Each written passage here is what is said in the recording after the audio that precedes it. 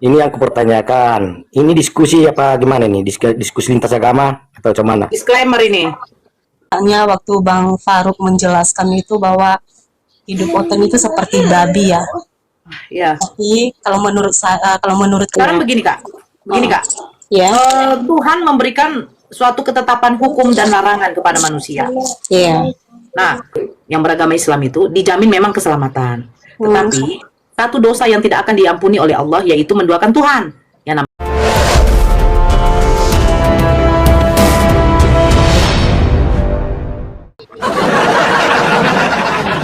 nggak ada data dia. Kita naikkan yang ada datanya dulu ya.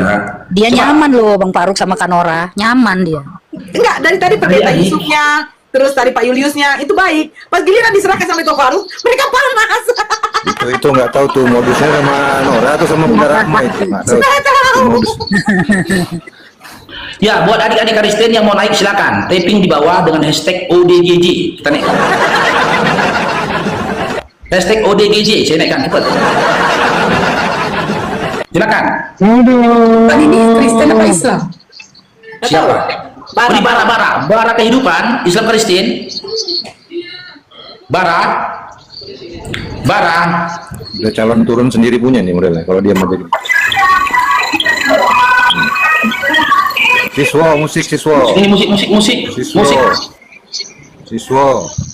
Dari tadi kalian berupaya memurungkatkan dengan menampilkan video, menampilkan musik kan ya. Kami paham itu. Ala bere. Ada Bang Glenn. Assalamualaikum Bang. Sehat Bara Bang? Itu dia. bara Bang Glad, bere. Putri Ciniago, Zain. Bere. Oke. Makassar.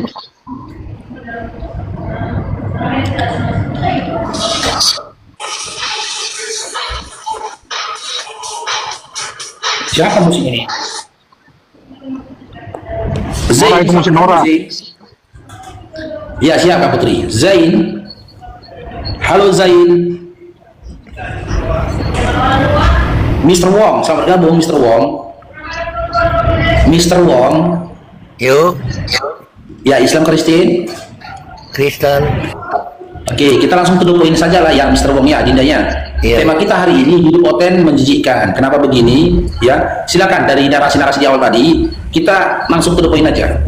Ya, selaku iman Kristen, coba Anda paparkan kepada kita. Apa yang membedakan Anda dengan binatang? Silakan. Kalau manusia punya akal, binatang nggak punya. Itu. Gimana? Manusia punya akal, binatang nggak Muslim, punya. itu Muslim juga begitu Pak. Kristen bedanya apa dengan binatang? Bukan dengan manusia. Biar semua manusia juga ada akalnya. Kami Muslim juga ada. Dari segi aturan, yang saya tanyakan ini dalam hal aturan. Silakan Mr. Wong. Adakah aturan di dalam iman Oten sebagaimana ya binatang tidak memiliki aturan tersebut? Jatuh ya. Beban berat, Bang. Bebannya berat. Hidupnya terlalu berat Bang Faruk. Bebannya berat. Ketarik dia jatuh. Langsung aja. Pendeta Yusuf tadi pelan-pelan dia ngehujat bagian nyaman ini cerita itu. Apa Bang Faruk jangan bikin kali pendeta panas-panas lah, jadi menghujat dia kan tadi baik-baik jadi dia bikin panas menghujat dia. Santai-santai sedikit lah. Udah jangan bikin babi lagi besok, bikin gondit. Bang, gondit yang kecil kan Bang ya? Iya, udah gondit Yang kecil kan Bang? babi hutan. Ya, kan dikasih makan besar juga itu Bang. Iya. Kecil itu. Dante, Belum duduk ya? udah ini. Belum. Udah ditampil. Suaranya Dante, belum kedengaran. Dante, suaranya Dante. Kapnai, Oten Thailand, Kalau Bujang Thailand, naik, Oten. disapa-sapa sih hello, salam-salam yang naik. Aku sih. Halo Margaret. Halo juga. Ini anak-anaknya Nora ini. Bunda Rahma, Kak Esti.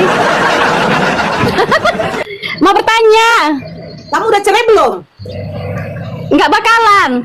Kenapa? Masa suami kayak gitu kok pakai?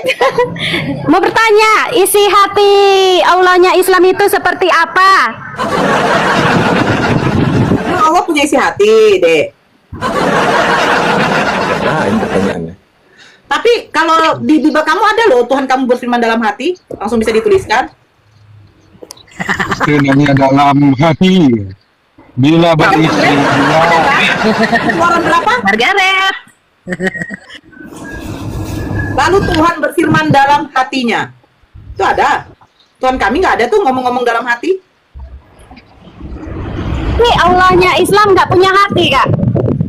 Karena Allah itu bukan makhluk.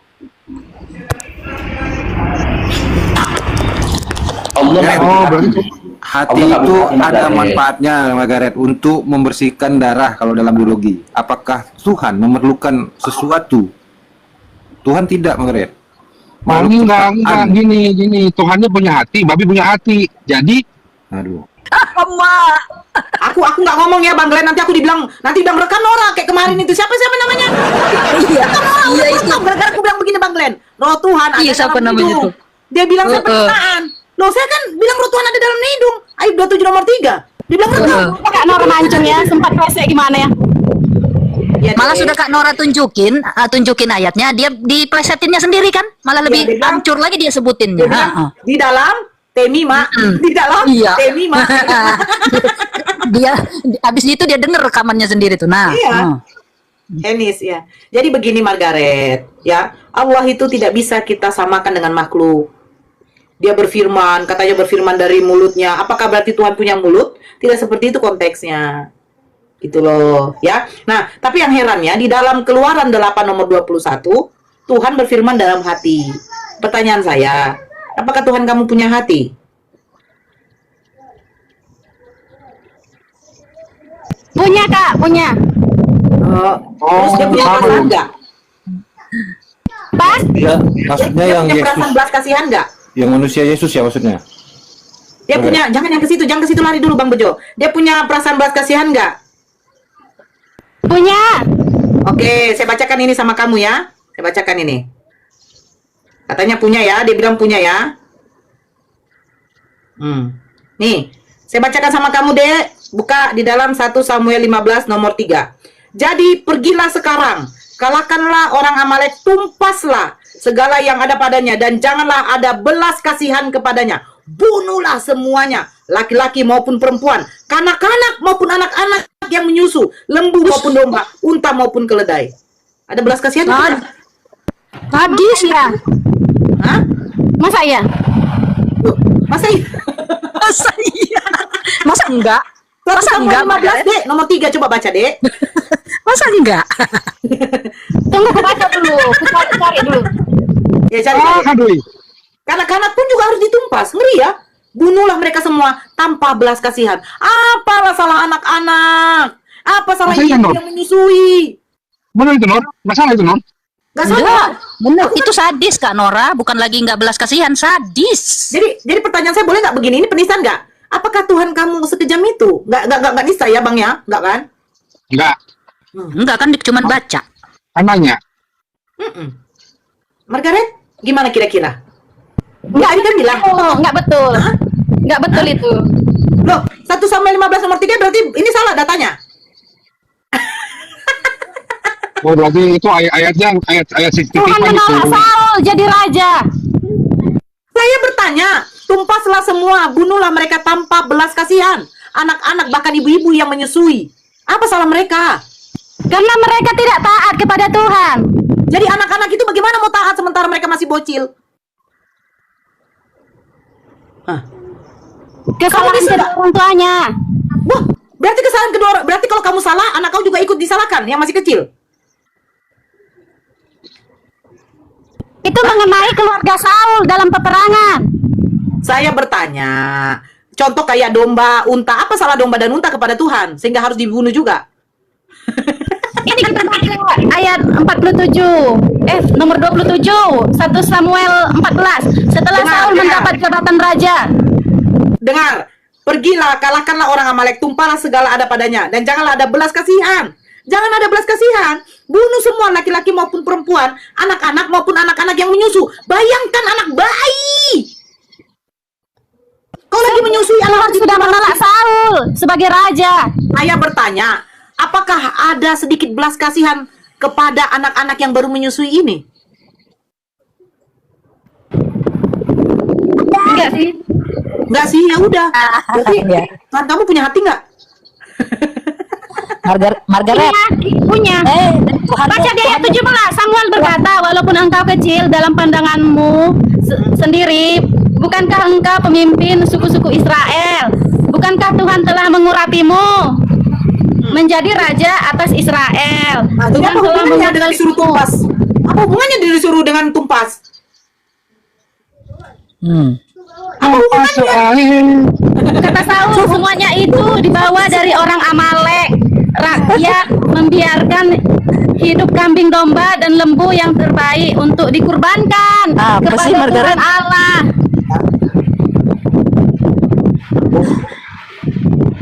Halo? Udah kau sembunyikan anak-anak, nanti mau ditumpas itu, mau dibinasakan semuanya. Hah? Oh iya. Oke. Pergi dia. Mana dia? Pergi dia. Ini. Dia kaget itu kan Nora. Iya, dia Emang nggak iya tahu. katanya? Masa iya? Emang iya? Nggak tahu.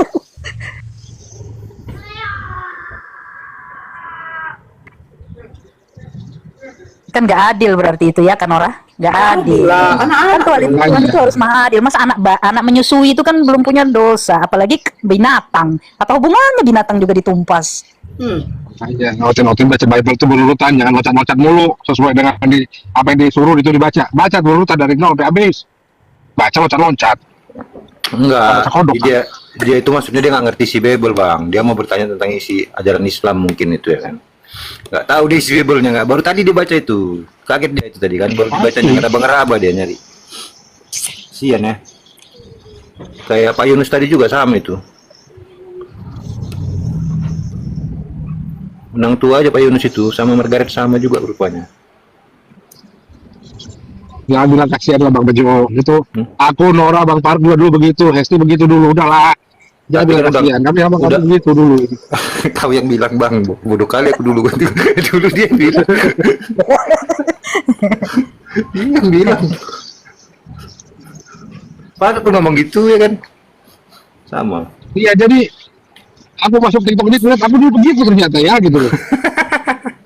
Kan nyawa emosi kali sekarang.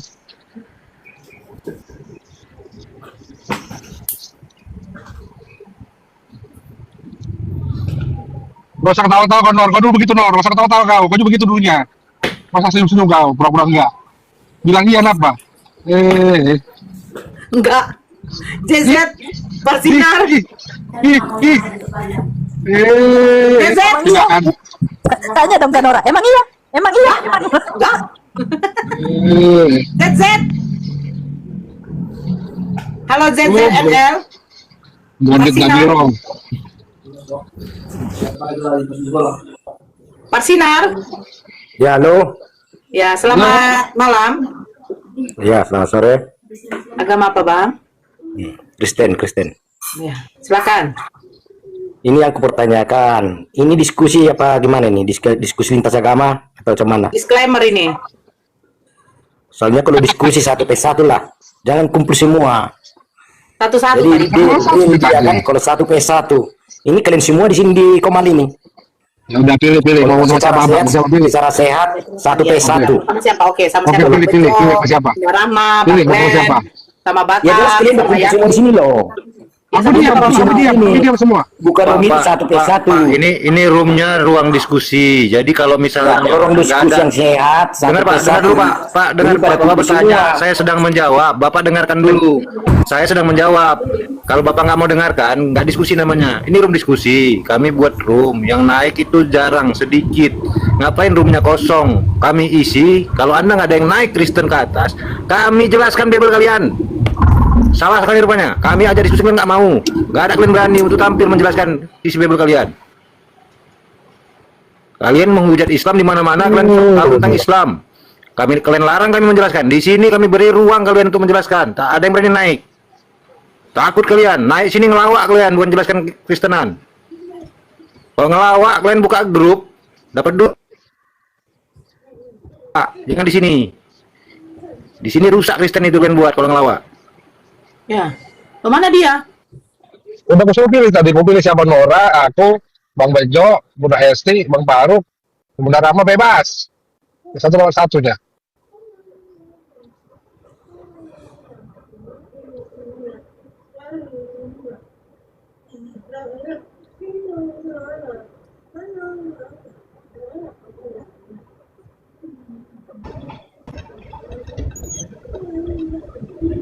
Kalaupun kami bahas Bible itu ya, kami pakai literasi sesuai dengan apa yang tertulis, pokok-pokok pengajaran. Kami sesuai dengan apa yang dalam aturan hukum. Nggak mengada-ngada kami. Kalau kami bertanya kalian sakit hati, yang salah kami apa kalian? Kalau nggak mampu kalian menjelaskannya, jangan sakit hati. Tinggalkan itu. Nggak ngerti kami situ. Assalamualaikum warahmatullahi wabarakatuh. Assalamualkum warahmatullahi wabarakatuh. Ya. Aku izin pamit lagi, kasih 02 untuk OTN ya. Terima kasih, nanti aku naik lagi kalau kosong. Woi, Rungkat. Assalamualaikum. Waalaikumsalam warahmatullahi wabarakatuh. Berapa kan? Enggak tahu. Oh, enggak. Ini Oke, aja. Mana dia? kok dua-dua kemari kita? Ada. Kritik doho.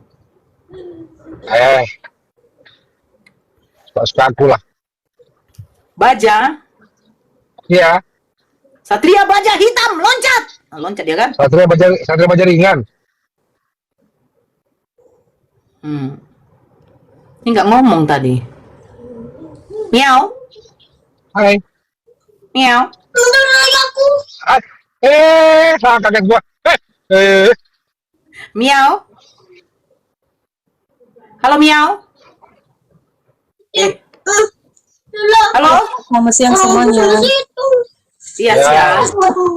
Agama apa Kak? Saya Kristen, Kak. Ya silakan Kak. Saya besarkan. Di sini saya mau tanya, Kak.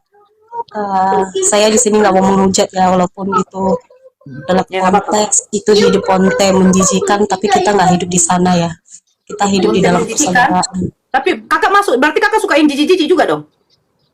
Gimana? Kakak bilang konten menjijikkan? Bukan. Tapi enggak dalam konteks. Biar dulu, Nur. Maksudnya apa tadi? Belum paham juga aku. Coba apa tadi, Kak? Santai aja, Kak. Santai, slow. Nggak apa-apa, lanjut, Kak. Ini maksud saya bilang konten menjijikkan. Iya, ini yang di atas ini yang ditulis ini hidup onte menjijikan. Itu Oten maksudnya. Aduh, kakak bacanya itu loh, makanya saya bingung. Hidup oten menjijikkan, kan tanda tanya. Jadi, silakan. saya dari tadi sih melihatnya waktu Bang Faruk menjelaskan itu bahwa hidup oten itu seperti babi ya.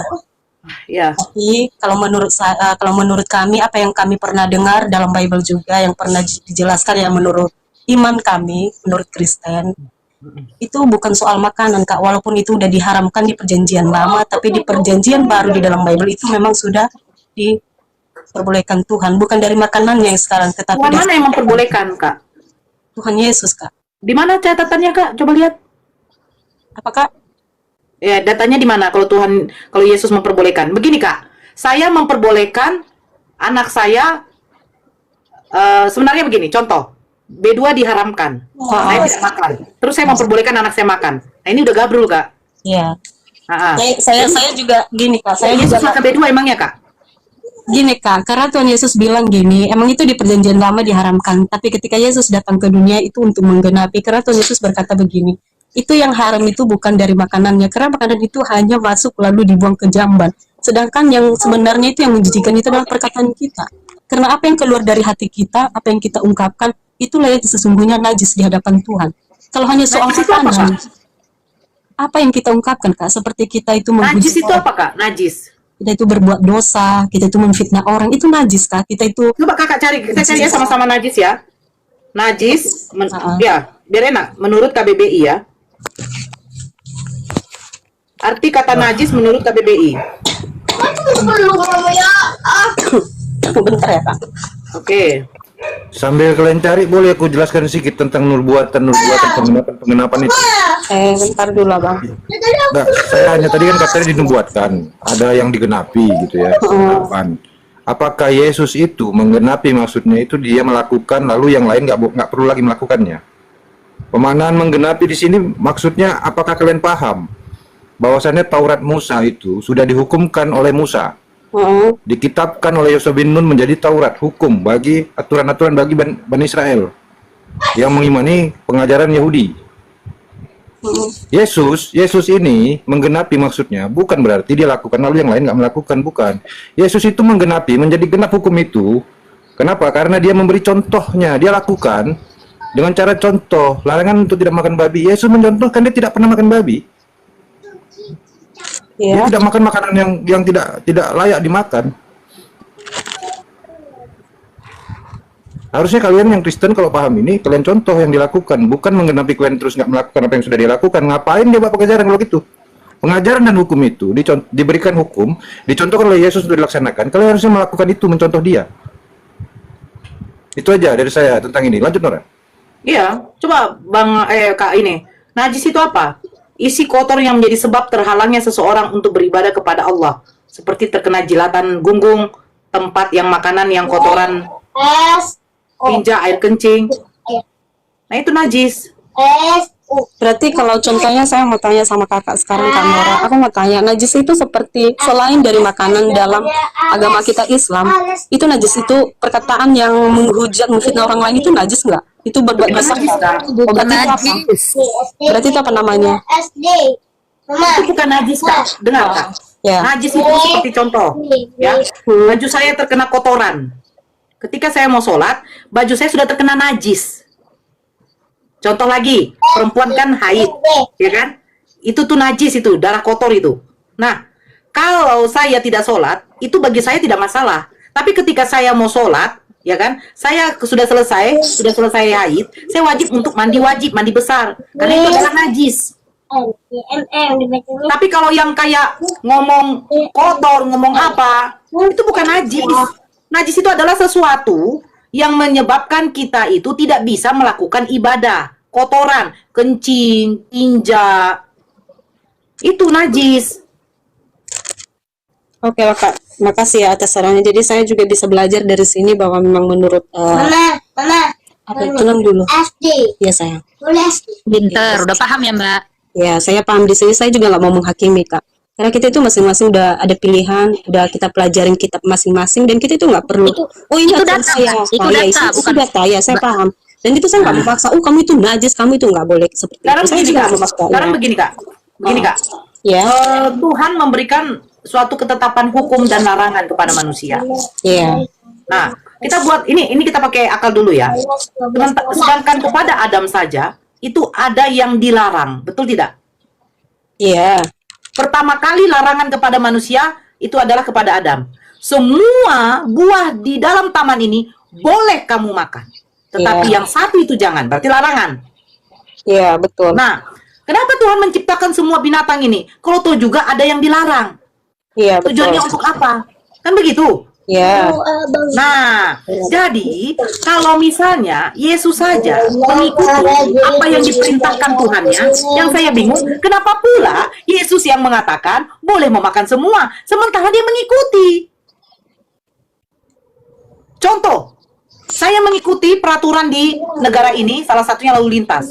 Berkendaraan roda 2 wajib menggunakan helm. Saya patuhi.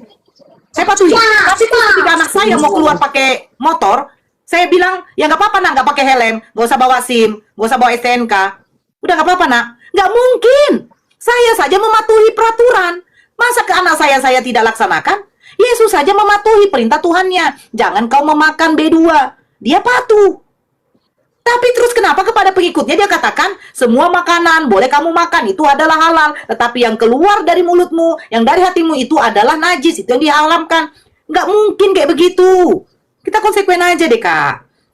Gini loh, hukum Tuhan itu untuk mengatur hidup manusia. Iya, betul. Nah, ketika Yesus sendiri mematuhi hukum Tuhannya, kenapa pula dia yang menyuruh kalian yang melanggar? Itu nggak masuk akal, Kak. Makanya saya buat analogi. Saya mengikuti peraturan lalu lintas. Berhelm, membawa STNK, membawa SIM, membawa KTP. Biar aman.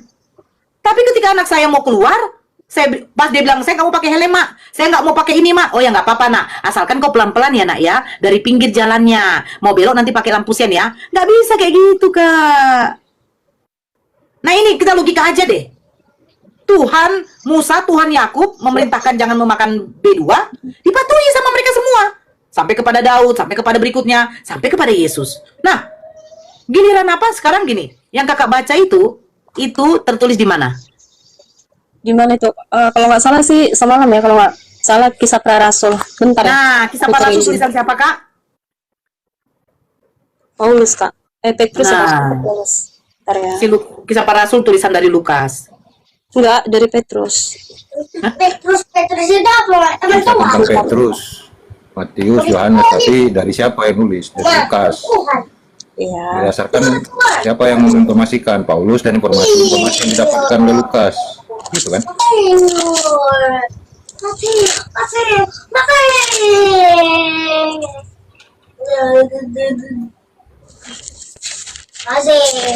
Maksud saya, kakakku, ini kita secara logika hukum Tuhan dengan hukum manusia.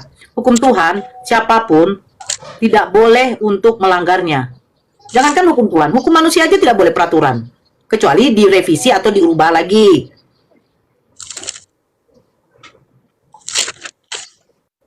Apakah saya boleh satu apakah mau bertanya, boleh nggak ya? Nggak apa-apa, tanya aja, Kak. Jadi gini, Kak, apa sih yang bisa menjamin kita itu, sesuatu yang bisa menjamin kita itu bisa masuk surga? Kalau di agama kita di sebelah ya, di agama kakak di situ, yang menjamin kita itu bisa masuk surga gitu. Ya, di dalam suatu riwayat hadis itu dikatakan bukan amal ibadah saja yang menjamin kamu masuk surga, tapi rahmat dan ridha Allah. Nah, bagaimana cara mendapatkan rahmat dan ridha Allah? Ya, kita melakukan apa yang diperintahkan oleh Allah kita. Sholat, bersedekah, membayar zakat, memuliakan, menghormati orang tua, mengasihi sesama. Nah, kalau kita melakukannya dengan ikhlas, Allah akan merahmati kita dan meridhoi kita. Nah, terus kalau di dalam Al-Quran, bagi umat Muslim, ya, bagi umat Muslim yang beragama Islam itu dijamin memang keselamatan. Tetapi satu dosa yang tidak akan diampuni oleh Allah yaitu menduakan Tuhan, yang namanya musyrik. Musyrik itu tidak diampuni oleh Allah. Gitu. Kita buat satu contoh ya, satu contoh saja kejadian nyata. Firaun. Firaun itu sampai sekarang kita lihat jasadnya itu masih awet. Betul tidak? Firaun. Nah, cerita Firaun ini ketika dia mengejar bangsa Israel, Nabi Musa membelah lautan, akhirnya bangsa Israel bisa melewati lautan itu selamat, tapi ketika Firaun mau mengejarnya, dia akhirnya ditenggelamkan. Terus di dalam surat Yunus kalau tidak salah, di dalam surat Yunus ayat 50 berapa itu dikatakan ketika pada waktu malaikat mau mencabut nyawanya Firaun, datang malaikat Jibril itu memasukkan pasir ke dalam mulutnya Firaun agar Firaun tidak sempat beriman kepada Allah. Kenapa? Jadi begini, Kak. Ini satu. Firaun saja tahu kalau beriman kepada Allah itu akan selamat. Tapi kenapa dia tidak diizinkan? Karena Allah ingin apa? Ingin menjadikan suatu pembelajaran, pembuktian bahwa orang-orang yang menduakan Tuhan akan seperti Firaun. Karena di dalam Al-Qur'an, neraka itu kekal akan ditempati oleh orang-orang kafir dan orang-orang musyrik, orang yang menduakan Tuhan. Jadi Firaun itu sempat mau mengucapkan kalimat syahadat itu, mau beriman kepada Allah itu, tetapi tidak diizinkan. Agar apa? Saya buka ya datanya ya. Sebentar. Saya buka datanya.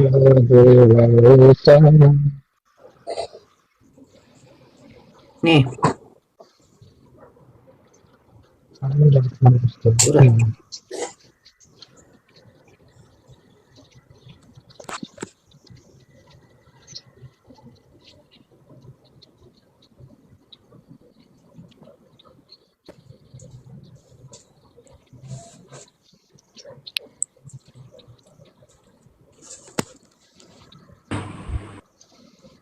Tenang kau bang, tenang dulu no.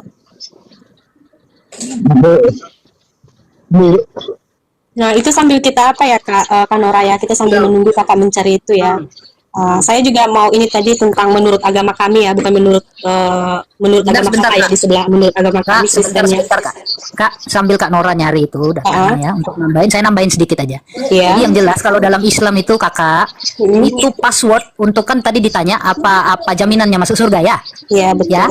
Passwordnya yang paling utama itu 90 sampai 92 dulu. itu password yang paling utama itu tauhid, akidah. Ya, jadi dalam kalau sering mendengar orang-orang mualaf itu mengucapkan asyhadu wa la ilaha illallah wa asyhadu anna muhammadar rasulullah, itulah passwordnya.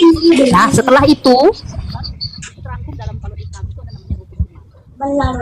Suara Kak Yanti hilang. Ada Kak? Udah. Ya, jadi pengakuan ya, terangkum dalam rukun iman itu yang Saya- pertama bersyahadat. Suara Kak Yanti nggak ada. Hilang-hilang Kak? Iya. Saya bacakan dulu ya Kak Yanti sebentar. Iya. Oke Kak, lanjut. Di surat Yunus ayat 90 ya. Dan kami selamatkan Bani Israel melintasi laut. Kemudian Fir'aun dan bala tentaranya mengikuti mereka untuk menzolimi dan menindas mereka. Sehingga ketika Fir'aun hampir tenggelam, dia berkata, aku percaya bahwa tidak ada Tuhan melainkan Tuhan yang dipercaya oleh Bani Israel, dan aku termasuk orang-orang Muslim, berserah diri. Dia ingin bersyahadat, dia ingin mengucapkan kalimat itu, la ilaha illallah. Tetapi memang tidak diizinkan. Firaun saja tahu kalau beriman kepada Allah dia akan selamat. Terus ayat berikutnya apa dikatakan? Mengapa baru sekarang kamu beriman? Padahal sesungguhnya engkau telah durhaka sejak dahulu dan engkau termasuk orang-orang yang berbuat kerusakan. Maka pada hari ini kami selamatkan jasadmu agar engkau dapat menjadi pelajaran bagi orang-orang yang datang setelahmu, tetapi kebanyakan manusia tidak mengindahkan tanda-tanda kekuasaan kami. Dan sungguh, kami telah menempatkan Bani Israel di tempat kediaman yang bagus, dan kami beri mereka rezeki yang baik. Maka mereka tidak berselisih kecuali setelah datang kepada mereka pengetahuan tersebut dalam Taurat. Sesungguhnya Tuhan kamu akan memberi keputusan antara mereka pada hari kiamat tentang apa yang mereka perselisihan itu. Tengok, Firaun saja pada waktu dia mau ditenggelamkan, dia mau beriman kepada Allah. Karena dia tahu sebagai seorang muslim pasti akan selamat. Karena dikatakan di sini apa? Dikatakan, aku percaya bahwa tidak ada Tuhan melainkan Tuhan yang dipercaya oleh Bani Israel, dan aku termasuk orang-orang muslim. Muslim itu artinya berserah diri. Tetapi apa katanya lagi? Mengapa baru sekarang kamu beriman? Orang kafir itu adalah orang yang tidak beriman kepada Allah dan Rasulnya. Kenapa baru sekarang kau beriman ini kepada Firaun? Padahal sesungguhnya engkau telah durhaka sejak dahulu dan engkau termasuk orang-orang berbuat kerusakan. Nah, kenapa jasadnya ini diselamatkan oleh Allah sebagai pembelajaran setelah nanti pembelajaran setelah datang setelah katanya. Alhamdulillah. Mengerikan. Saya membacanya ini merinding sekarang. Oke Kak. Terima kasih ya. Terima kasih untuk penjelasannya. Saya juga memahami hal demikian. Terima kasih. Dan sedikit saya mau jawab ya sedikit. Tadi saya nggak menjawab ya najis itu menurut Kristen apa ya gitu ya. Tadi saya menjawab di sini Kak gini. Dalam ajaran Kristen, najis sering merujuk pada kondisi yang membuat seseorang atau sesuatu tidak layak di hadapan Tuhan. Najis bisa berasal dari tindakan, kata-kata, atau pikiran yang jahat, serta dari hal-hal yang secara fisik dianggap tidak bersih. Oke, kita lanjut lebih detailnya di sini Kak. Jam dulu saya. Iya saya. Najis yang berasal dari tindakan, kata-kata, dan pikiran. Alkitab menekankan bahwa najis utama adalah yang berasal dari dalam hati manusia, seperti pikiran yang jahat, perbuatan cabul, pembunuhan, dan perbuatan jahat lainnya. Yesus dalam Injil Matius 15 ayat 6-11 menegaskan bahwa bukan apa yang masuk dalam mulut yang membuat seseorang najis, melainkan apa yang keluar dari mulut, yaitu pikiran, kata-kata, dan tindakan yang jahat. Najis yang berasal dari keadaan fisik. Ini yang kedua ya Kak. Dalam perjanjian lama terhadap aturan tentang kenajisan yang berkaitan dengan hal-hal fisik, seperti menyentuh bangkai hewan yang najis, menstruasi, atau penyakit kulit tertentu, namun aturan-aturan ini lebih bersifat ritual dan tidak selalu mencerminkan ajaran tentang najis dalam perjanjian baru. Jadi, dalam hal yang ketiga, najis dan pemisahan rohani. Alkitab juga berbicara tentang pemisahan rohani dari hal-hal yang najis, baik yang terkait dengan dosa maupun dengan ritual. Sebentar Kak. Ya, nih, ini kan kakak kutip dari 15 nomor 6. Iya, ya kan? Oke. Dia bilang apa yang masuk ke dalam mulutmu, ya kan? Dari Matius Kak, dari Matius pasal 15 ayat yang ke-6. Oke. Matius 15. Ya. Ini kan dibilang katakan apa yang masuk ke dalam mulutmu itu kan? Iya, betul. Nah, ini kan begini. Kemudian datanglah beberapa orang Farisi dan ahli Taurat dari Yerusalem kepada Yesus berkata, "Mengapa murid-muridmu melanggar adat istiadat nenek moyang kita? Mereka tidak membasuh tangan sebelum makan." Tetapi jawab Yesus kepadanya, "Mengapa kamu pun melanggar perintah Allah demi adat istiadat nenek moyangmu? Sebab Allah berfirman, hormatilah ayah dan ibumu. Dan lagi siapa yang mengutuki ayahnya atau ibunya pasti dihukum mati. Tetapi kamu berkata, barang siapa berkata kepada bapaknya atau kepada ibunya, orang itu ini bla bla bla bla, hai orang-orang munafik. Benarlah yang membuat Yesaya tentang kamu. Bangsa ini memuliakan aku dengan bibirnya, padahal hatinya jauh daripadaku. Cuma mereka beribadah kepadaku, sedangkan ajaran yang mereka ajarkan ialah perintah manusia." Nah itu Kak, seperti itu Kak. Bukan, sebentar. Dengar dan camkan. Bukan yang masuk ke dalam mulut yang menajiskan orang, melainkan yang keluar dari mulutmu itulah yang menajiskan orang. Maka datanglah murid-murid bertanya, "Kau tahu bahwa perkataan itu telah menjadi batu sandungan bagi orang-orang Farisi? Setiap tanaman yang tidak ditaman." Di mana di sini konteksnya bahwa boleh memakan B2? Ini bukan tentang makanan, Kak. Iya, Kak, maksudnya itu tentang kenajisan tadi, Kak, najis. Yang saya maksud tadi itu tentang najis. Bukan, saya kan tadi bilang, di mana datanya kita memperbolehkan makan semuanya, kata Yesus. Apa yang masuk di dalam mulutmu, Ya itu tidak. itu dia Kak, itu yang tadi itu. Tapi di sini Kak, dari pertama saya baca loh Kak, kemudian datanglah beberapa orang Farisi. Ini tentang adat istiadat yang dilanggar. Ada cuci tangan betul, ada cuci tangan betul. Yang bilang itu ada cuci tangan betul. Yang mengutuki orang tuanya, dia harus dihukum mati. Yang kenapa makan tidak mencuci tangan, bukan tentang perihal makan dilarang, maksudnya diperbolehkan makan B2. Di mana Kak? Nggak ada. Iya, maksudnya itu loh Kak, apapun yang kita makan itu bukan itu yang Kak, begini Kak, begini Kak ya, begini Kak, begini Kak, begini Kak, begini Kak, begini Kak, ya, begini Kak. Contoh ya, makanan itu ada semua di kulkas, mau apa saja. Saya bilang sama anak saya, "Nak, kamu ya boleh makan semua di kulkas. Berarti nggak ada larangannya Kak, kan begitu, ya kan? Nah, kamu boleh makan semua di kulkas asalkan jangan makan es. Berarti selain dari es, dia boleh makan semua. Nah, sekarang di sini, ya yang saya baca itu tidak ada dikatakan membolehkan makan B2 Kak. Di sini yang dikatakan, ini karena apa? Coba Kakak baca baik-baik ya. Orang itu tidak wajib lagi menghormati bapaknya dan ibunya. Dengan demikian firman Allah kamu nyatakan tidak berlaku demi adat istiadatmu sendiri. Hai orang-orang munafik, benarlah nubuat Yesaya tentang kamu. Bangsa ini memuliakan aku dengan bibirnya, padahal hatinya jauh daripadaku. Percuma mereka beribadah kepadaku, sedangkan ajaran yang mereka ajarkan ialah perintah manusia. Yang mengatakan jangan memakan B2 bukan perintah manusia. Itu perintah Tuhan Kak. Berfirmanlah Tuhan. Itu baca nanti di dalam Imamat 11 nomor 1. Lalu Yesus memanggil kedua orang banyak dan berkata kepadanya, "Dengar dan camkanlah, bukan yang masuk ke dalam mulut yang menajiskan orang, melainkan yang keluar dari mulut itulah yang menajiskan orang." Maka datanglah murid-muridnya dan bertanya kepadanya, "Engkau tahu bahwa perkataanmu telah menjadi batu sandungan bagi orang-orang Farisi?" Jawab Yesus, "Setiap tanaman yang tidak ditanam oleh Bapakku yang di sorga akan dicabut dengan akar-akarnya. Biarkanlah mereka itu, mereka orang buta yang menuntun orang buta. Jika orang buta menuntun orang buta, pastilah keduanya jatuh ke dalam lubang." Di mana di sini dilarang, ini diperbolehkan makan B2 Kak? Nggak boleh kayak gitu. Tidak boleh makan B2, boleh makan B2, diambil apa yang masuk ke dalam semua mulutmu. Ini beda konteksnya. Ini cerita tentang adat istiadat. Makanya dikatakan di sini Kak, Kakak tadi kan baca. Dikata di Matius 15 nomor 9, "Percuma mereka beribadah kepadaku, sedangkan ajaran yang mereka ajarkan ialah perintah manusia." Iya. Nah, pertanyaan saya, di Imamat 11 yang tidak memperbolehkan makan B2, itu perintah manusia atau perintah Tuhan? Itu jelas Kak, perintah Tuhan. Itu adalah ya sudah Kak, karena perintah Tuhan lah itu, makanya Yesus patuhi. Nah sekarang, kenapa kalian Kristen makan B2? Kalian katakan katanya itu adalah omongan Yesus, memperbolehkan semua. Mana datanya? Apa yang masuk ke dalam mulutmu itu bukanlah yang haram. Ini tidak nyambung ke makan B2 Kak. Iya, maksudnya gini Kak, itu semua makanan yang kita itu kan B2 juga masuk ke mulut Kak. Kenapa pun kita makan, itu masuk ke mulut. Dari pertama dikatakan begini Kak. Kemudian datanglah beberapa orang Farisi. Ini ya, perintah Allah dan adat istiadat Yahudi. Tidak ada yang dibilang katakan makan B2, karena memang orang Yahudi tidak pernah ada yang memakan B2. Bukan masalah itu Kak, dalam konteks ini kan Tuhan berkata gini ya, "Percuma mereka beribadah kepadaku, sedangkan ajaran yang mereka ajarkan ialah perintah manusia." Itu kebanyakan. Nah, pertanyaan saya, ya. Perintah jangan makan B2, perintah siapa? Maksudnya perintah yang apa? Gimana? Perintah jangan makan B2 itu perintah siapa? Itu perintah Tuhan. Kita baca ya di Imamat 11 tadi Kakak bilang ya. Iya, sekarang perintah yang memperbolehkan kalian makan ini perintah siapa?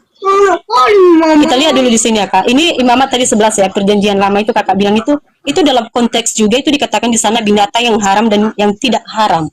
Oke ya? Iya. Oke. Iya. Kayak ikan kan tidak haram. Kan begitu. Nah, maksud saya, di sini perintah yang kalian dengar ini perintah Tuhan, yang boleh makan B2 ini perintah Tuhan apa perintah manusia?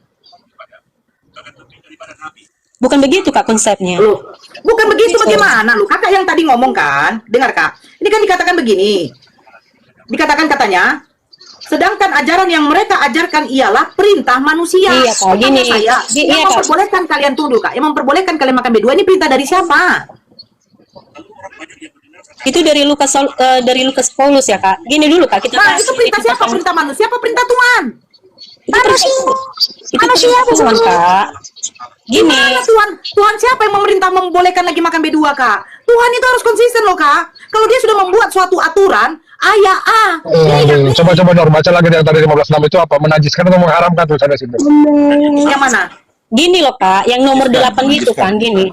Bangsa ini memuliakan aku dengan bibirnya, padahal hati. Ini ketika Yesus mau makan dengan orang-orang Farisi, dia memasuki suatu rumah.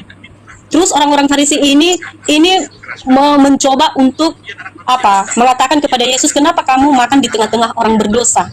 Karena mereka nggak cuci tangan pada saat itu. Ada istiadat Yahudi itu yang seperti kakak katakan. Iya, di mana di situ dikatakan ada B2?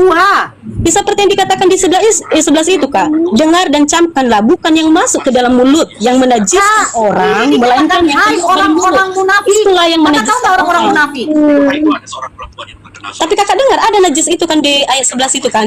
Dengar dan camkanlah, bukan yang masuk ke dalam mulut yang menajiskan orang, melainkan yang keluar dari mulut. Itulah yang menajiskan orang. Jadi Kamio, sebenarnya kakak udah kena ya. Kamio, tadi kakak mengatakan percuma mereka beribadah kepadaku. Iya, betul. Sementara mereka melakukan apa yang diajarkan manusia. Makanya Nora bertanya, melarang makan babi perintah siapa? Kok susah kali ada menjawab perintah Tuhan. Yang melarang makan babi adalah perintah Tuhan. Dan Anda sudah ketampol dengan bibir Anda yang Anda ucapkan. Percuma mereka beribadah kepadaku. Nah, sementara mereka melakukan apa yang diajarkan manusia, bukan yang diajarkan Tuhan. Dilarang makan babi ke perintah Tuhan. Ini ku baca lagi ya Kak ya. Baca lagi ya, yang 17-nya. Tidak tahukah? Tadi kan Kak Mio kan mengatakan yang keluar dari kita itu adalah perkataan yang masuk itu semuanya halal, termasuk makanan. Padahal sini nggak menyinggung makanan loh Kak. Nih saya bacakan. 17. Tidak tahukah kamu bahwa segala sesuatu yang masuk ke dalam mulut turun ke dalam perut, lalu dibuang di jamban, tetapi apa yang keluar dari mulut berasal dari hati, dan itulah yang menajiskan orang. Karena dari hati timbul segala pikiran jahat, pembunuhan, perzinahan, pencabulan, pencurian, sumpah palsu, dan hujat. Itulah yang menajiskan orang. Tetapi makan dengan tangan yang tidak dibasuh tidak menajiskan. Intinya di sini Kak, karena tangan ini kotor, takut terkena najis, kamu harus mencucinya. Karena kamu makan. Bukan makanan itu yang semuanya halal masuk ke dalam mulut. Tetapi yang menajiskan itu adalah ketika kamu tidak membasuh tangan. Baca yang terakhirnya ya. Itulah yang menajiskan. Yang menajiskan itu apa? Yang keluar sumpah serapah. Tetapi makan dengan tangan yang tidak dibasuh tidak menajiskan orang. Berarti di sini yang maksudnya tuh yang tidak boleh itu, yang diperbolehkan yang semuanya halal itu adalah yang tidak membasuh. Oke, jadi ada satu tambahan dari mengenai makna kata najis dalam bahasa Ibrani-nya temah, ya, artinya juga sama, kotor, ya, tidak bersih, tidak murni. Ada yang mencemari sama ya, atau dia antarkos ya di dalam bahasa Yunani. Artinya juga sama, tidak bersih, tidak murni, ada yang mengotori, ada yang mencemari. Sama. Masalahnya diterjemahkan dalam kekristenan terhadap perbuatan, tingkah laku, sikap, ini adalah salah satu dari pemaknaan. Makna dalam ayat yang dibacakan bukan tentang sikap dan perilaku, tapi tentang memang fisik. Karena itu tentang makan, membersihkan, tentang memakan sesuatu. Jadi jangan dicampur adukan dengan memasukkan kepada pemaknaan yang berbeda, sementara ayat menyatakan tentang fisik makanan yang mengotori. Ya, terlalu jauh kesana. Dari awal juga udah jelas kok. Sejak kapan yang namanya haram itu sama dengan najis? Sejak kapan? Kutanya, jawablah. Sejak kapan haram sama najis itu sama? Kenapa jauh-jauh ke itu? Beda pemaknaan. Haram sama najis sama atau tidak? Kenapa kalian sibuk sekali ngomongin ayat tadi itu sedang najis kan kita bacakan haram, gitu loh. Makanya jangan terlalu cocok logi lah kami ya, terlalu cocok logi itu. Itu sama gini Kak Mio, izin ya Bang Led, sama kayak gini Kak. Tuhan kakak keluar dari lubang najis, tapi Tuhan kakak bukan manusia haram. Tuhan kakak bukan manusia najis, dia keluarnya dari lubang najis. Tapi bukan berarti Tuhan kakak ini najis, Tuhan kakak ini haram, tidak. Itu. Tapi Tuhan kakak keluar dari lubang najis. Kenapa dikatakan lubang najis? Karena mengeluarkan air kencing. Karena mengeluarkan air mani kalau dalam berhubungan suami istri. Karena mengeluarkan darah pada saat datang bulan, pada saat melahirkan. Itu kamio. Jadi jangan beda, jangan samakan najis itu sama dengan haram, beda. Itu jauh berbeda. Jadi ya tadi yang diapain oleh Nora, begini kamio. Pada saat kakak mau makan, kalau kakak tidak bercuci tangan, itu namanya jorok. Nah jorok. Jadi kakak, najis itu di tangan kakak. Betul. Najis di tangan kakak. Kakak habis megang apa? Habis megang tai ke? Habis megang barang suami kakak ke? Habis cebokin anak ke? Habis lap kencing anak ke? Nggak tahu lah habis ngapainnya kan? Nah, kalau kakak tidak makan, kalau kakak makan, tidak cuci tangan, najis. Najis itu kakak makan. Makanya dikatakan apa yang kamu makan tidaklah haram, tapi apa yang kamu keluarkan. Dikarenakan tangan kakak tadi bercampur dengan kotoran. Makanya kakak disuruh cuci tangan. Jadi ayat yang kakak bawakan itu untuk cuci tangan, tidak ada hubungan dengan babi, tidak ada hubungannya. Tetap babi itu haram. Jadi kalau kakak mau makan, cucilah dulu tangan. Gak mungkin kakak makan gak cuci tangan, kecuali pakai sendok. Pasti kakak cuci tangan dulu kan. Nah itu dia kakak, dipahami tuh Bible kakak itu. Padahal kakak ada ketampol, ayat kakak bawa sendiri. Percuma kalian beribadah kepadaku, sementara apa yang kalian lakukan adalah perintah daripada manusia. Salah satunya itu masalah dari cuci tangan. Lebih kerennya lagi toh kakak, lebih kerennya lagi, kalian sebut Yesus Tuhan, Tuhan, Tuhan, sementara Yesus tidak mengajarkan kalian ke gereja. Perintah siapa ke gereja? Perintah daripada bapak-bapak gereja. Makanya kata Yesus, percumalah kalian beribadah kepadaku, kata Yesus. Karena apa? Karena Yesus tidak mengajarkan kalian ke gereja di hari Minggu. Itu dia kak, pakai akalnya kak. Tapi sebelum kakek pakai akal, ini hatinya dulu bersihkan, gitu kan. Ya. Insya Allah najis itu udah bersih. Najis itu kondisi kondisi kotor, keadaan kotor ya. Jadi kotoran-kotoran itu najis. Nah kalau haram itu hukum kak. Haram itu hukum dari Tuhan gitu ya. Ini haram, tidak boleh. Jadi tidak boleh makan babi, hukumnya haram gitu.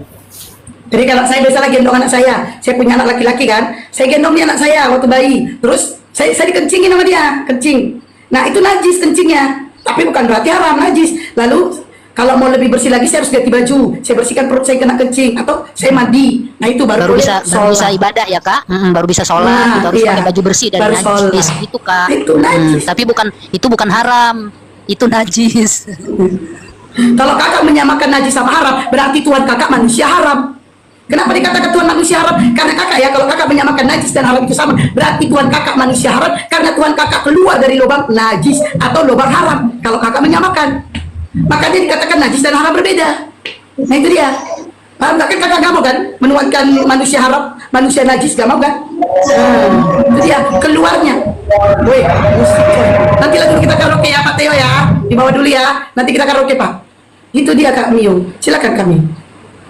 Enggak, jadi itu kan menurut kakak ya, seperti itu pendapat kakak ya. Kami mau ngomong. Kamio, contoh satu lagi begini. Bagi Muslim, ular itu haram, tapi tidak najis. Paham ya? Nah, anjing itu haram dan najis. Liur dan bulunya itu najis. Sama seperti B2. Nah, tapi ular haram hukumnya untuk dimakan karena dia bertaring. Harimau juga haram hukumnya karena bertaring, tapi tidak najis. Oke Kak, oke, saya terima. Nah, paham ya? Jadi paham. Najis itu segala sesuatu yang memang yang menjadi penghalang kita beribadah kepada Allah. Gitu. Jadi gini Kak, tapi tambahin sedikit aja Kak, mengapa yang mengaji Nora? Tapi Nora, gak semua ular itu najis. Salah satunya aku, ular naga, gak najis aku. Lanjut. Oke. Jadi gini, seperti kakak bilang tadi, itu perintah siapa yang nggak boleh makan babi itu adalah tentu saja itu adalah perintah Tuhan. Oke ya, kita apa di situ ya, kita stop ya, perintah Tuhan. Oke, sekarang sebagaimana Tuhan itu, sebagaimana di Indonesia ini kita lihat, Tuhan kita itu ada 6 agama di Indonesia ini ya, kita lihat, kita pautkanlah dalam kehidupan kita sehari-hari, karena kakak tadi mengambilnya contoh seperti anak, seperti ibu ya. Oke, sekarang kita ambil, bagaimana Tuhan memerintahkan kita itu dalam setiap agama, kita itu apakah perintah manusia atau perintah Tuhan bahwa marilah kita saling menghargai. Ada nggak dalam agama kakak itu kita itu saling menghargai sebagai manusia, sebagai persaudaraan, ataukah kita itu sebagai sesama manusia kita itu diajarkan nggak saling menghargai satu sama lain, ataukah kita saling memerangi jika seseorang itu tidak masuk di dalam agama kita? Coba kakak jelaskan menurut kakak. Apakah itu perintah, saya jawab ya, atau saya jawab. perintah dari presiden gitu? Saya jawab. Kami tidak ada, kami justru menghargai orang kakak. Yang tidak menghargai itu kalian. Kalian tidak menghargai kami. Buddha itu menghargai kami. Kami tidak memerangi kalian kalau kalian tidak di luar. Nah, kami tidak ada permasalahan sama kalian. Kalau kalian tidak menyinggung agama kami, menyinggung Allah kami, menyinggung Nabi kami, apalagi memfitnah. Ya, jadi adanya diskusi ini dikarenakan saudara iman kakak terlebih dahulu yang namanya Sophia Katul sudah melarikan diri ke Amerika Serikat. Itu. Bagaimana dengan saudara iman kakak yang buka komal, menghina Nabi kami, dikatakan memfitnah, malah memfitnah Nabi kami, dikatakan menikahi anak di bawah umur, sementara itu tidak ada datanya. Tapi kalau kami mengatakan Tuhanmu keluar dari lubang najis, itu patah. Itu resikonya kalau kamu menuhankan manusia. Nah, apalagi kalian tidak menghargainya. Kenapa saya katakan tidak menghargai? Bible kalian itu kan di dalam perjanjian lama, kalian itu bahasa Ibrani, dibikin Indonesia, kata Theos, kata Elohim, kata Yahweh, kalian pakai kata ALLAH. Apa salahnya kalian bikin sandal jepit? Atau kalian bikin Tuhan aja deh, gak masalah. Ada kata ALLAH. Kalau kita cari tahu apa itu ALLAH, itu nama Tuhannya orang Islam, Allah. Kenapa kalian ambil? Kenapa kalian pakai? Di perjanjian baru juga kalian jadikan Theos. Itu Theos itu nama Tuhan kalian. Kalian bikin ALLAH. Coba kalau kalian mengubahnya.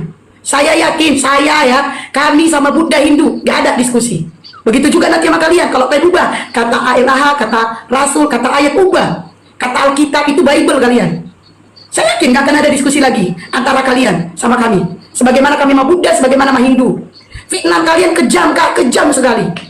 Ya, ada kebakaran di gereja, tuduh orang Islam. Padahal pas diselidiki Kristen yang membakarnya. Nah itu, kalian sangat keji, fitnah kalian itu keji banget. Mengatakan Allah kami beranak. Mana, di mana Allah kami beranak? Padahal Allah kami tidak beranak. Kalian bilang Tuhan Allah punya anak dan tidak diperanakan. Nah, dan tidak diperanakan. Ya, izin. Allah itu. Izin itu. Oh ya, wajib Bapak. Izin untuk menambahkan. Karena begini ya teman-teman ya. Kenyataan yang ada di dunia dialektika ini, teman-teman apologet Kristen hanya mengangkat sepenggal-sepenggal ayat dalam Quran, di mana ayat-ayat yang dipilih itu mengarah kepada framingan seakan-akan Islam itu agama yang penuh kebencian, penuh kekejian, penuh kesadisan. Mereka meninggalkan ayat-ayat yang lainnya. Gitu loh. Contoh, inilah luar biasanya Islam di Damio. Ini saya buka datanya ya. Nih, saya buka datanya. Seperti apa yang tertulis dalam surah Al-Baqarah ayat 193. Ini, lihat nih. Inilah Islam. Ya. Islam itu seperti ini. Bentar ya. Nah.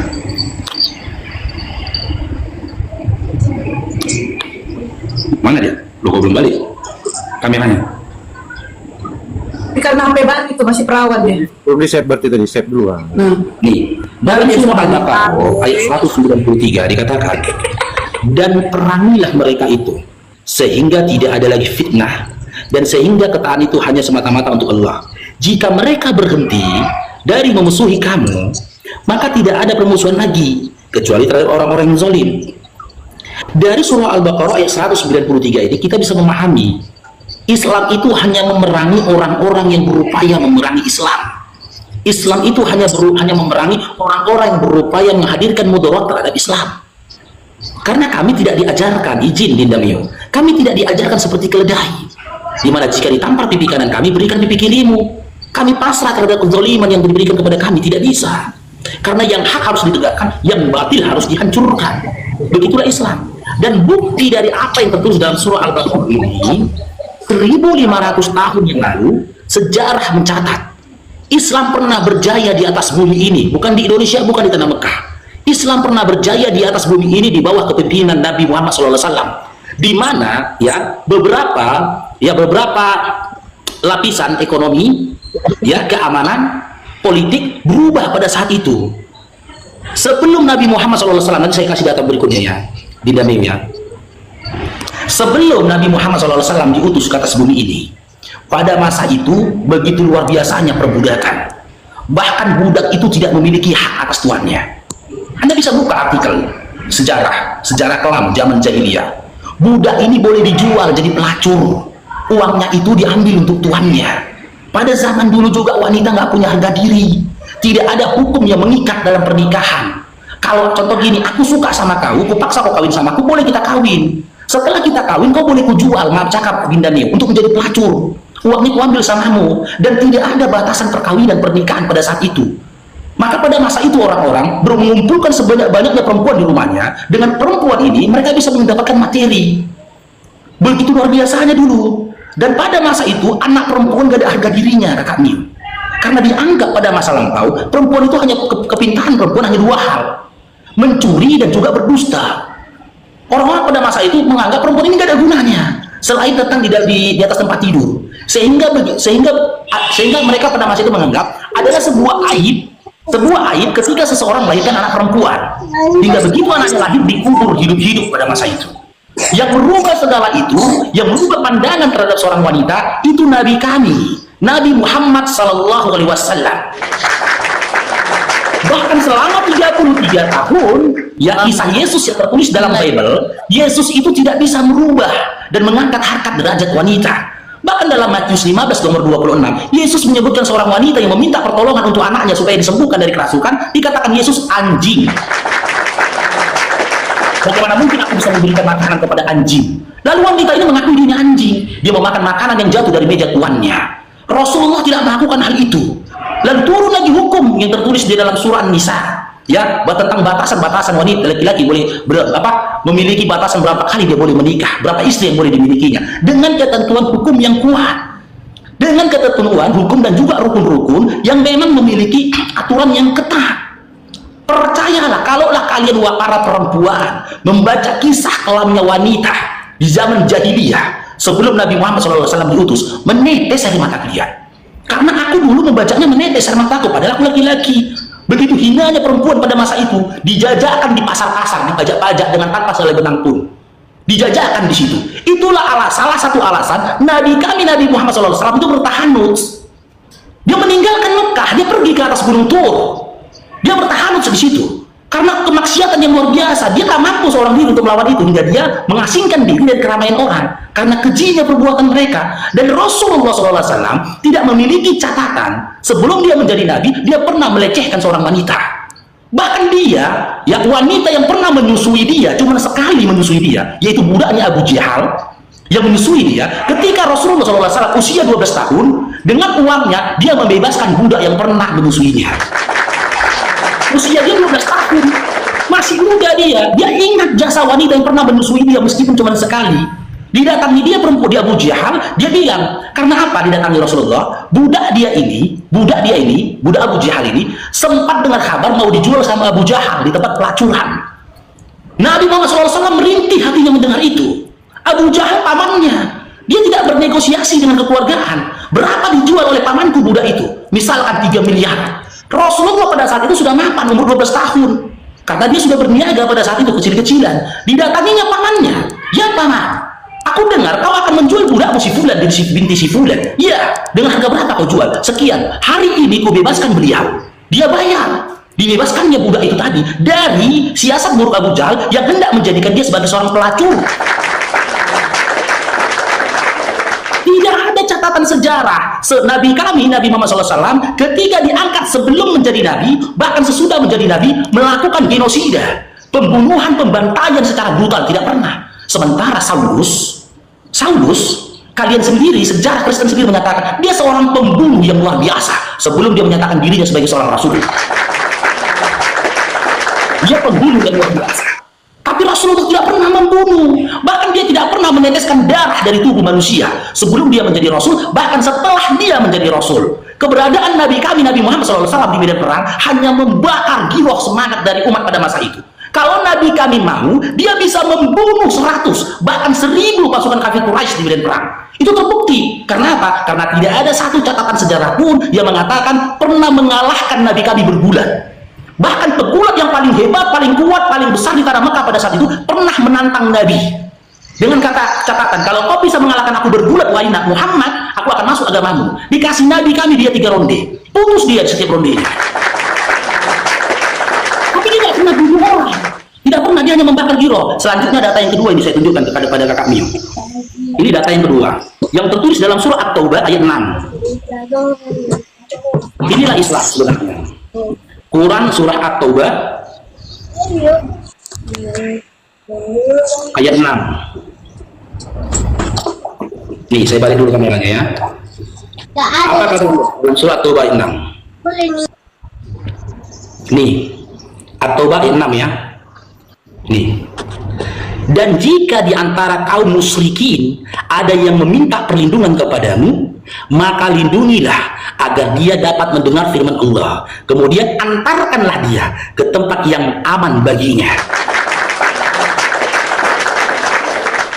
Jelas, dalam surah At-Taubah ayat 6 ini Allah berfirman, dan jika di antara kaum musyrikin ada yang meminta perlindungan kepadamu, maka lindungilah agar dia dapat mendengar firman Allah, kemudian antarkanlah dia ke tempat yang aman baginya.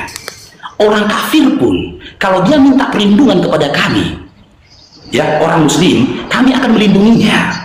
Bahkan tak sampai di situ, kami pastikan keselamatan baginya dengan cara menghantarkan dia ke tempat yang aman. Berbanding terbalik dengan Lukas 19:27, di mana di situ tidak ada demokrasi. Di dalam Lukas 19:27 tidak ada demokrasi, ya tidak ada toleransi. Karena isinya Lukas 19:27 apa katanya? Di antara sekutuku ini kita buka aja ya.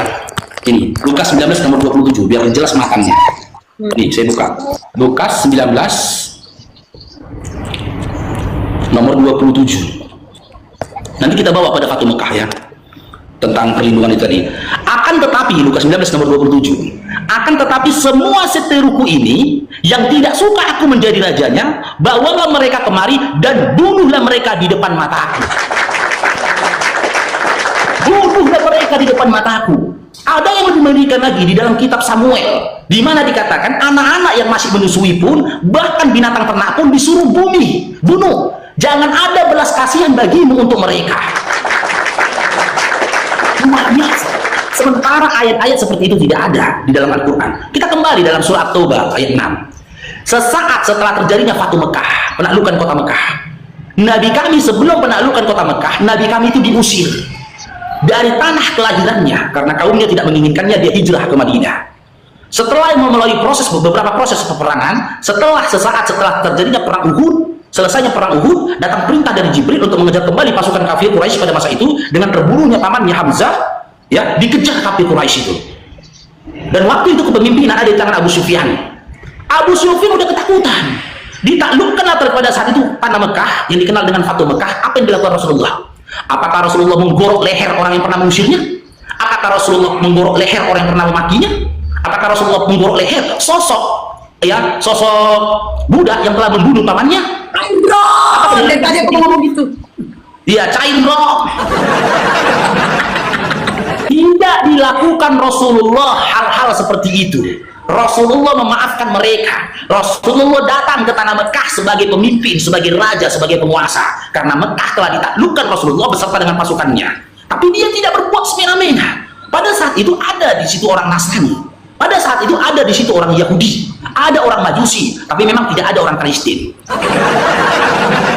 Karena catatan sejarah ya, dimulai dari abad pertama sampai entah di abad keberapa itu Kristen belum pernah ada di situ. Karena apa? Karena di abad kelima dari abad keempat menjelang abad kelima, orang-orang Kristen ya di Mesir pada saat itu dibunuh, dibantai sebanyak 50.000 jiwa sama Yahudi.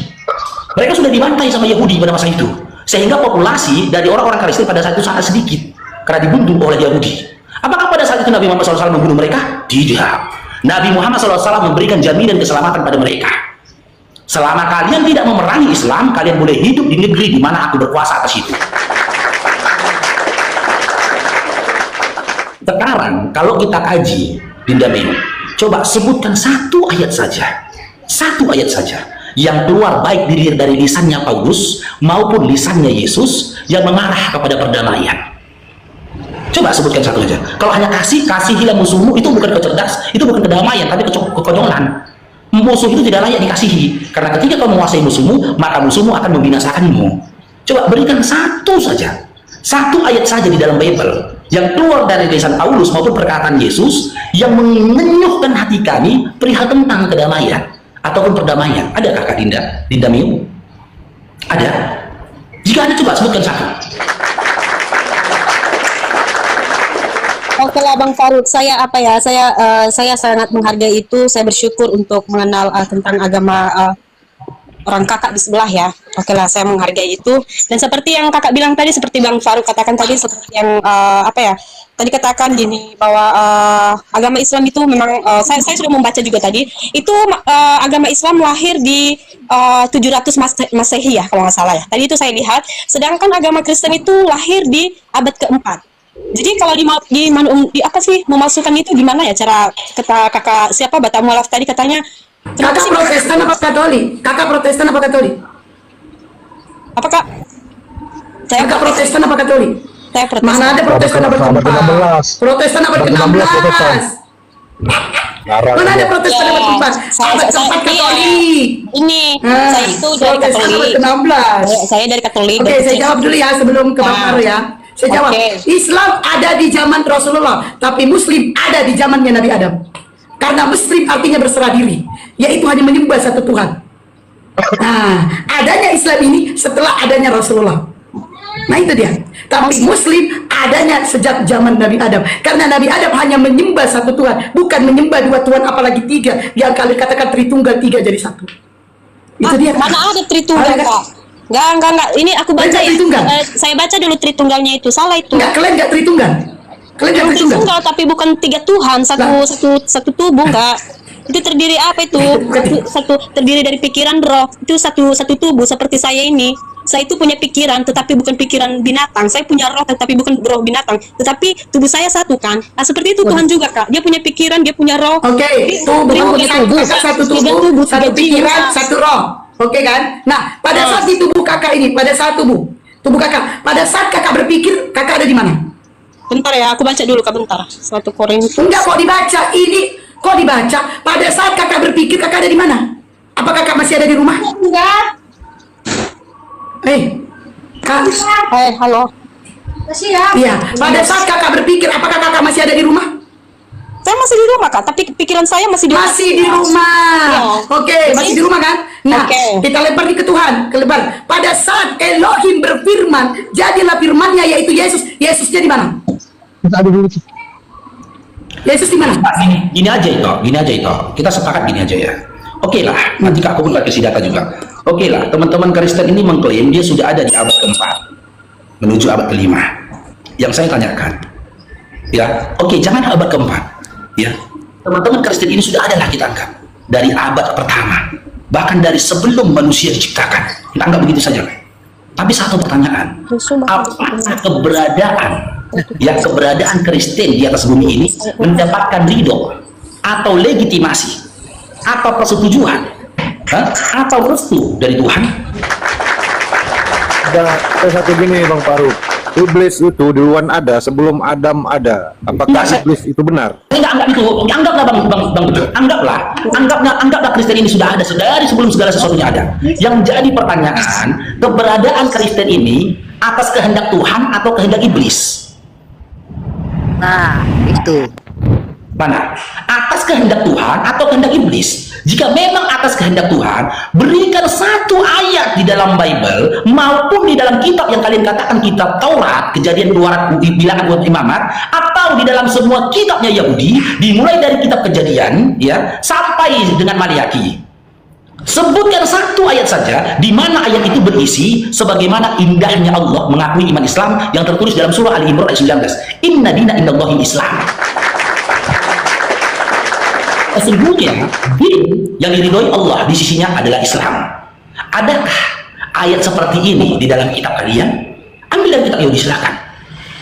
Jika tidak ada, maka keberadaan kalian di awal. Ya, jika tidak ada, maka keberadaan kalian pun di atas bumi ini, meskipun di awal-awal, ya itu bukan kehendak dari Tuhan. Bisa jadi kehendak dari syaitan. Lalu kita korelasikan dengan apa yang disampaikan Bang Bejo tadi. Iblis pun lebih duluan ada daripada manusia. Tapi coba kita kaji setiap diam dan bergerak dan perbuatannya iblis ini, apakah mendapatkan ridho dari Allah? Tidak. Karena dia ingkar kepada Tuhannya. Kalau kami, kakakku, aku bisa kasih kamu data di dalam Al-Quran surah Asy-Syura ayat 13, di mana di situ dikatakan sesungguhnya telah diwasiatkan kepada Nuh. Ini kita buka datanya. Dari zaman Nuh pun sudah ada Islam tadi. Nah, ini saya menjawab ya Kak tentang tadi Tritunggal itu ya. Ini saya menjawabnya dari 1 Korintus pasal 8 ayatnya. Bang Paro dulu. Bang Paro dulu. Bang Paro. Dari tadi loh, dengar dulu Kak, Batak Mualaf. Dari tadi loh, saya itu capek mendengar. Yang mau sama aku Bang Paro. Oke. Coba apa tadi kata Bang Paro kalau dengar? Menjelaskan saya sudah mendengar. Nah, kalau Bang Paro menjelaskan tadi apa? Intinya apa, Mbak? Intinya apa yang Bang Paro terangkan barusan? Tentang apa? Kalau dengar. Gini dulu, Tritunggal itu gini ya, jangan salah paham. Sering kalian gini. Gak denger dia ini tadi. Gini dulu. Cuma aja Bang Paro ngomong panjang lebar dia nggak dengar. Gini dulu Kak, gini. Namun bagi kita hanya ada satu Allah saja, yaitu Bapa yang daripadanya berasal segala sesuatu dan yang untuk Dia kita hidup, dan satu Tuhan saja, yaitu Yesus Kristus, yang olehnya segala sesuatu telah dijadikan, dan olehnya segala sesuatu dijadikan, dan yang karena Dia kita hidup. Jadi enggak 3 Tuhan Kak, cuma satu. Jadi kalau sering kalian bahas di sini 3 Tuhan nih, kenapa kalian ketiga yang satunya mana? Kalau satu yang dari antara ketiga ini yang mana? Kalau memang satu. Itu adalah Yesus Kristus dari Bapa. Dia itu berarti adalah Bapa bukan Tuhan. Jadi kalau berarti Bapa bukan Tuhan. Karena Tuhan itu tidak terbentuk. Dia enggak. Berarti Bapa ini bukan Tuhan. Bapa ini bukan Tuhan. Tuhan, kok Tuhan? Tuhan. Nah, Yesus Tuhan. Dilihat dulu Kak. Namun bagi kita hanya ada satu Allah saja. Ada satu Allah. Ya. Perhatikan ya. Ya, Elohim itu siapa? Bapa. Ada Bapa ya situ ya. Elohim itu Bapa. Elohim itu Bapa kan? Bapa, oke. Perhatikan selanjutnya ya. Yang daripadanya berasal dari segala sesuatu yang untuk dia hidup. Dari dia ya kita paham ya. Dan satu Tuhan saja, yaitu Yesus Kristus. Jadi apa masalahnya di Yesus ya? Yesus Tuhan ya? Elohim Bapa, Yesus Tuhan kan? Apa Elohim Bapa? Betul? Elohim Bapa apa? Allah itu tuh, Allah itu Bapa kan? Iya, di sini jelas loh, Bapak itu. Elohim ya, Elohim itu Bapa, Yesus Tuhan kan? Maksudnya kayak mana sih? Ya Allah ya Rob. Coba kau baca lagi. Coba lagi. Gini aja lah, oke. Nggak baca itu lagi. Gini Kak, hanya ada satu Tuhan itu Yesus, Bapa, Elohim Bapa, ya kan? Iya, oke lah. Iya. Nah, Elohim kan Bapa, Yesus kan Tuhan kan? Oke. Nah, dia baca Bible-nya loh. Lah kabur dia. Kabur dia. Dia yang memang